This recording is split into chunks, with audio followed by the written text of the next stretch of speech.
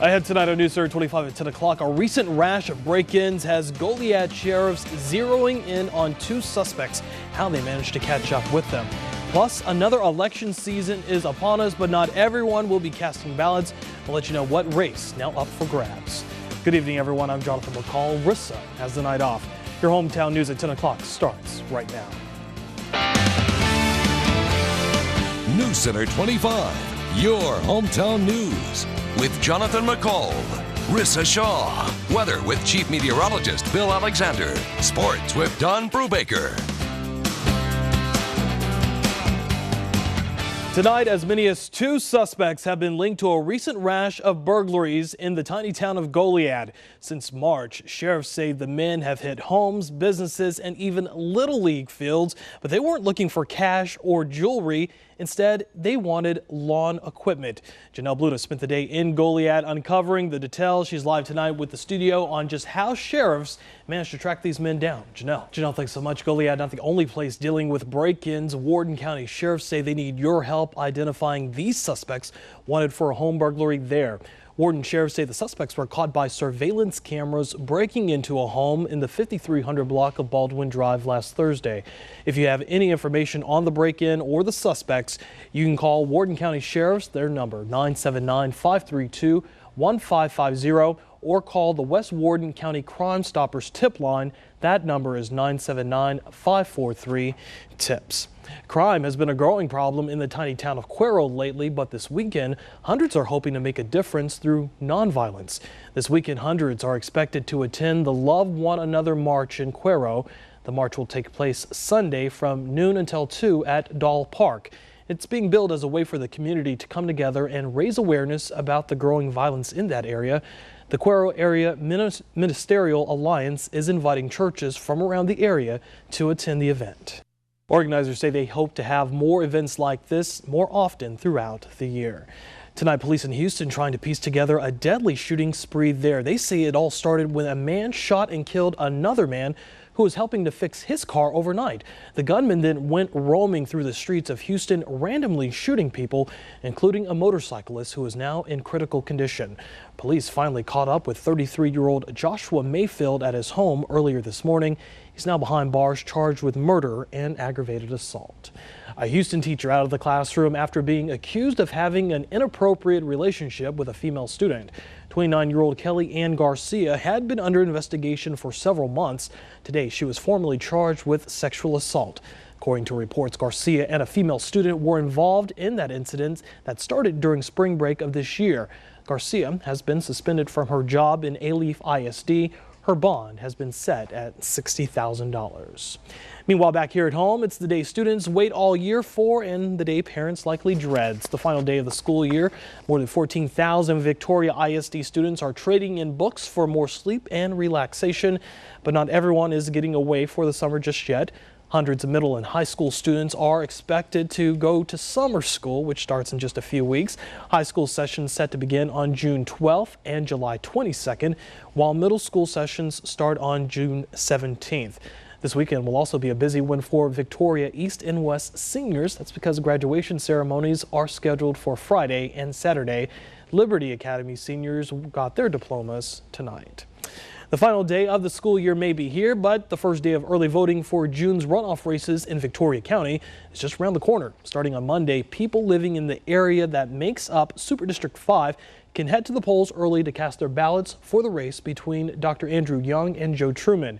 Registered voters living only in the Super District will be eligible to vote in this particular race. You can still vote even if you did not vote in the May elections. You can cast your ballots early at the Victoria County Elections Office, located at the Patty Dotson Health Center on North Navarro, Monday through Friday from 8 until 5. Early voting runs from June 3rd through the 11th, with Election Day on Saturday, June 15th. We have more information and a list of those voting precincts available on our website, crossroadstoday.com. Tonight, a manhunt is underway for the person suspecting of sending two rice and lace letters to New York City Mayor Michael Bloomberg. Today, we've learned a third letter containing a suspicious white substance was also sent to President Obama. All three letters tonight, we've learned, originated from Shreveport, Louisiana. ABC's Marcy Gonzalez has the latest on the investigation. Corpus Christi man convicted of a plot to kill the ambassador to Saudi Arabia learned his sentence today. A federal judge in New York sentenced Mansour Ababsyar to 25 years in prison for that plot. The 58-year-old pleaded guilty to the charges last year. Authorities say he went to Mexico at the direction of the Iranian military in 2011 to arrange that assassination attempt. The plot, though, never went any further. Defense attorneys for Ababsyar say he suffers from a mental disorder that clouded his judgment. Meanwhile, an Al-Qaeda magazine encouraging readers here in the U.S. to plan more attacks similar to the Boston Marathon bombings last month. In the upcoming issue of Inspire, it praises the Boston Marathon bombers as heroes. The authors of that magazine argue that violence in Boston proves that lone wolf attacks can be effective in the U.S. 3 people were killed and at least 264 people were injured in the twin bombings near the finish line of the Boston Marathon on April 15th. Meanwhile, a Disney worker suspected of setting off 2 dry ice bombs at Disneyland earlier this week made his first court appearance today. 22-year-old Christian Isaiah pleaded not guilty to the charges today. The bombs shut down parts of the park on Wednesday for hours. Luckily, no one was injured. Isaiah is scheduled to appear at a pre-trial hearing next Friday. We are just days away from the start of the 2013 hurricane season, and forecasters are expecting it to be a busy one. NOAA predicts 13 to 20 named storms, with 7 to 11 of them reaching hurricane strength. 3 to 6 will become major hurricanes. Hurricane season runs each year from June 1st until November 30th. We have hurricane preparedness tips available on our website at crossroadstoday.com. Meanwhile, for another day in a row, millions of people across the nation's heartland are on edge once again as severe weather targets many of the communities still trying to recover from last week's deadly tornadoes. ABC's Tamon Bradley is in Oklahoma tonight, where anxiety is high. All right, once again, every little bit helps. We'll take all that we can get. And we definitely need it. All right, Bill, thanks so much. Okay. All right, well, meanwhile, the Red Cross often helps people recover from disasters like hurricanes and flooding. Today, though, the local chapter moved into some pretty nice new digs. The organization hosted an open house to show off their new location on Red River. Management says they needed more space after the county expanded over at the Patty Dodson Health Center. They say the new location will allow them to operate with more space. Tonight, there's good news for struggling homeowners. A federal program to help them has been extended for 2 more years. The Home Affordable Modification Program can help reduce interest rates, extend loan terms, or even lower your mortgage principal. The program had been set to expire at the end of the year, but federal officials say homeowners will now have up until December 2015 to tap into the program for help. More jobless Americans are taking advantage of unemployment benefits. The Labor Department says claims for first-time jobless benefits sat at around 354,000 last week. That's actually up 10,000 from the week before. It's actually a bit higher than some economists had predicted. Even with the increase, it's still a 5-year low. One person not worrying about a job these days, American Idol judge Mariah Carey, calling it quits after just 1 season on the reality show. As Carey leaves the show, she's actually planning a world tour. Producers say Carey is a global icon and one of the most accomplished artists on the planet. Ironically, though, Carey's arch nemesis on the show this year, rapper Nicki Minaj, also announced she was quitting the show as well. Ahead tonight on News Center 25 at 10 o'clock, talk about taking the plunge. We'll show you some amazing video coming up after the break. Here's something you just have to see to believe. Call it crazy. Who knows? Take a look at this. An extreme sports star from Russia sets a new world record after leaping off the top of Mount Everest. Valery Rozov made the jump back on May 5th to commemorate the 60th anniversary of the first ascent of Everest.